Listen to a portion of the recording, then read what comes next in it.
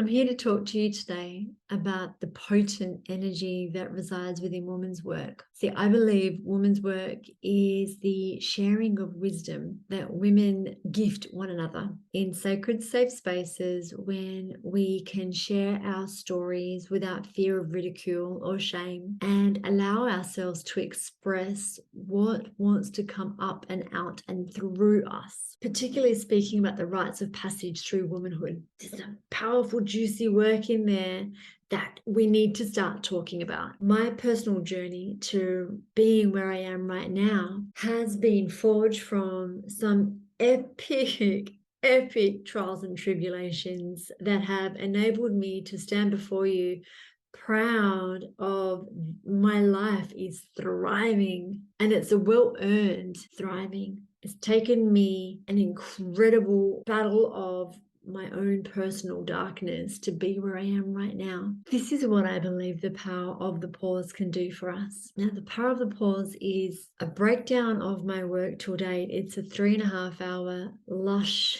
embodiment practice for women to shed light on menopause and the transition that we have during our midlife to now retain our bleed. It uncovers concepts of aging and cultural conditioning about a woman's value. A few years ago, when I realized that my body was entering into my menopausal years, it was a sudden shock. However, looking back now, I realized that it was a culmination of events that I didn't string together. And I wasn't really informed about it at all. That's what I've coming to understand about women of my vintage. See, if you were born in the 70s, maybe in the 60s, this is the age group that I work specifically with, anywhere between the ages of like 35 to 60. When I started to have my menstruation in the 80s, I wasn't really informed about what my period was, just that I would have a bleed. And I understood about the birds and the bees because I had a very awkward sex talk with my mum and at school, that when it happened, we were all using these big, thick pads at school, and kind of really embarrassed and shameful about it. I remember, wondering if you could see it from the back of my skirt. When we started to use tampons, it was using a lot of Vaseline or petroleum jelly on them, to like stick them up there. And there was no education about understanding the monthly flow, understanding the seasons within the month, and knowing how to navigate the month so that you could operate at your highest peak capacity and rest when you needed it. I grew up in the 80s where all we saw around us were power women on TV. It was the decade of the shoulder pads. You didn't spend time being all girly. It was get the job done. I remember looking at these powerful women that I saw as role models when I was younger, and that was what I imagined a woman to be, this strong, independent woman forging forward. Fast forward to when my menopausal years, the transition happened for me. It happened very suddenly, and we'd been trying for children at that time. I hadn't realized that all of the strange abnormalities that were happening with my periods, the length of time in between each bleed, becoming like 6 weeks and then 8 weeks, and then I would get a really big bleed. I mistook them as miscarriages. In hindsight, maybe some of them were. Everything was wrapped around what's happening to my body. I was getting bloating around my abdomen. I was getting more and more irritable. I noticed that I was lacking in energy. I was getting really lethargic. And I've come from running my own businesses, being a serial entrepreneur. I ran my own very successful yoga school. I'm used to having energy. I'm used to having clarity. And when it wasn't there, was it depression? Was it the fact that I couldn't fall pregnant? What was happening to me? When I found out that I was actually transitioning into menopause was in a very sterile fertility specialist clinic after I had bloods done. And she informed me very clinically that my FSH was no longer being produced and my LH hormone was non-existent, that I wasn't in perimenopause, I was in menopause. She asked me if I was okay, offered me a tissue, and then I left after being charged nearly $400 for a very short consultation. That experience had a catastrophic effect to how I saw myself. See, up until then, I didn't realize that I was living my life very much based on the projection from my past, my upbringing, and my culture about what it meant to be a woman of value, powerful, independent, youthful, creative, clever, supple.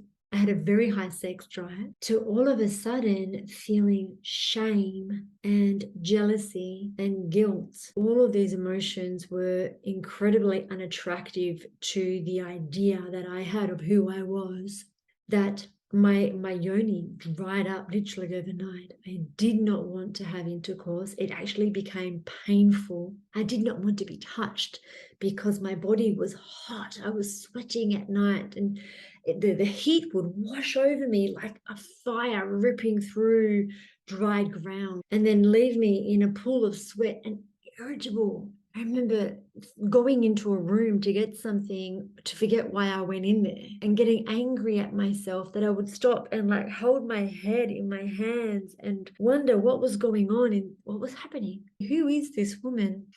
My hair started to fall out, that I ended up taking a pair of scissors and cutting it all off myself, and had this very, very short hair. When I spoke to my doctor, I was suggested to go on to hormone replacement therapy and antidepressants. I wasn't prepared to go on to HRTs, and nor was I prepared to go on antidepressants. I did agree to try pessary, which are, vaginal pessaries, which kind of like how we used to use tampons when we were kids. It had a plastic applicator with a tiny little, tablet that you would insert into the vagina and release, and then you would sleep in it overnight. The idea is that it would produce estrogen only inside the vagina, and it would produce lubrication so that I could continue being intimate with my husband. I remember trying them for a few weeks, and it was weird.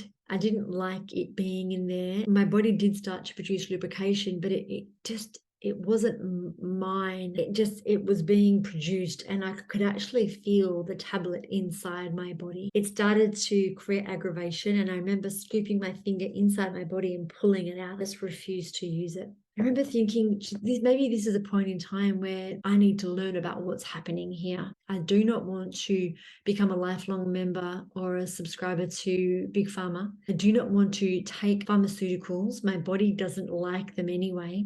So let's start to investigate. I excavated all of my life's training up until that date, all of the yoga training, all of my meditation training, all of my understanding about food as medicine, all the mindset training that I had. And I started to seek for guidance. I learned the EFT tapping technique. I learned how to rewire my neural pathways so that I could become really present with the experiences, so that when I had a hot flush, I became aware of what had I just eaten, what had I just drunk, what was I consuming, what thoughts were going through my mind. And what I started to understand was my body was giving me signals. This is the really important point that I feel women, midlife women, need right now. When you start to pay attention to the wisdom of your body, she will tell you what it is that you need for your next evolution. In order to become a pure, truer version of who you came to earth to be, your purpose, you need to remember why.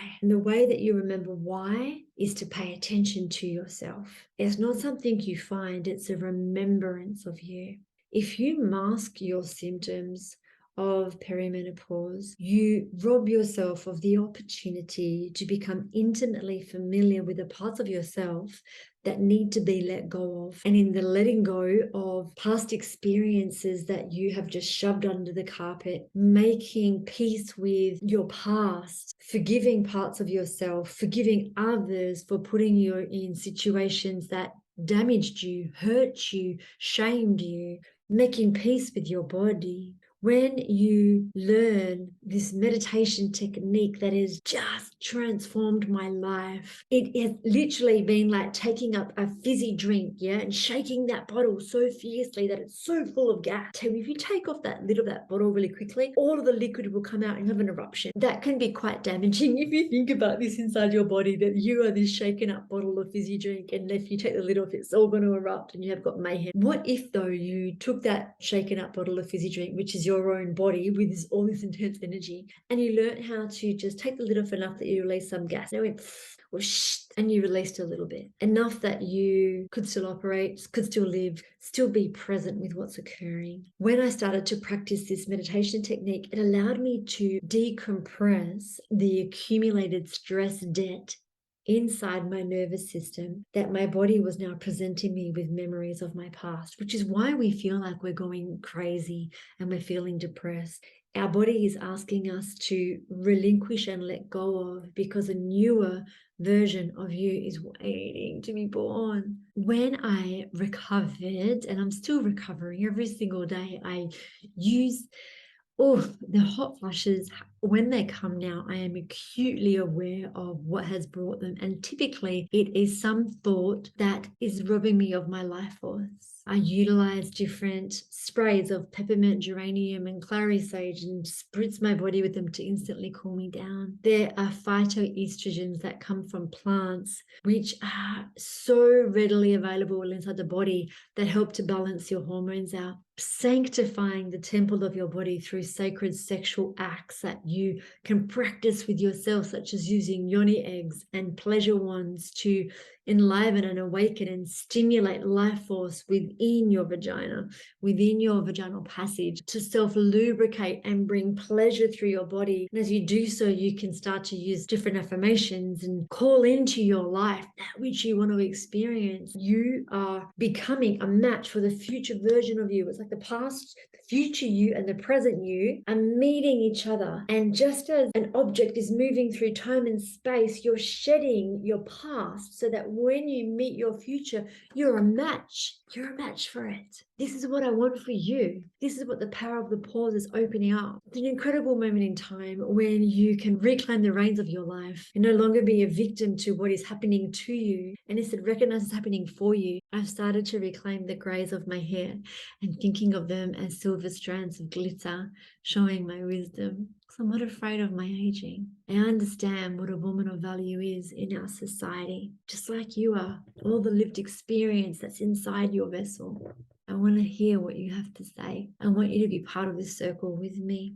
The Power of the Pause is happening at Vitality Junction in Newcastle, New South Wales on September 17th. It's a Saturday, from 2:30 in the afternoon to 6 p.m. Along with the potent work that is happening in this space are beautiful organic refreshments and treats. There is a cacao ceremony, a sacred tea ceremony, a women speak circle sharing. There are embodiment techniques and mindset training. I'll be sharing with you how you can reinvent yourself utilizing different practices from human design to seasonal living and honoring your rites of passage as you move through womanhood. I really hope you can join us. I look forward to welcoming you. Here's to an exciting future.